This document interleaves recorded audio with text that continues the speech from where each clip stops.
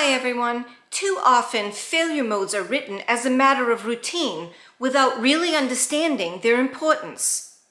This leads to an inadequate failure modes and effects analysis and frustration when results don't follow.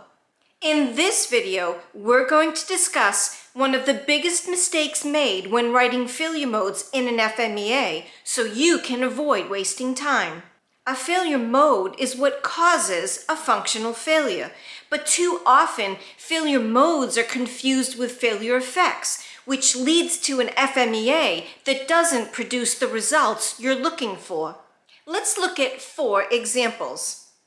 Bearing seizes, generator coupling breaks, brake drums score, inadequate fuel is delivered to the engine.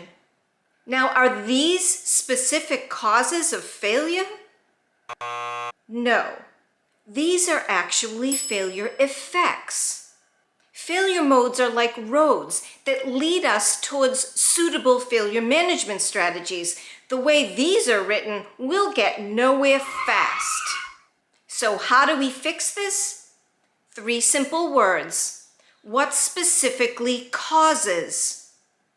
For example, what specifically causes the bearing to seize? The lubrication could dissipate. The bearing could wear just due to normal use. Let's go with bearing lubrication dissipates. How about the generator coupling? What specifically causes it to break? The generator coupling flexible element wears due to normal use. What specifically causes the brake drums to score? Brake pads wear due to normal use. And what specifically causes inadequate fuel delivery? The unit is allowed to run out of fuel.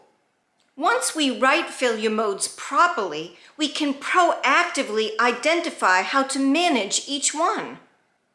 For example, bearing lubrication dissipates leads us to lubricate the bearing quarterly. Brake pads wear due to normal use leads us to measure them every 6 months and replace as required.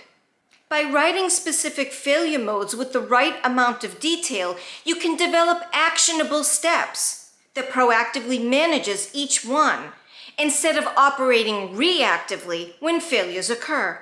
This approach is key to avoiding unplanned downtime and improving your reliability.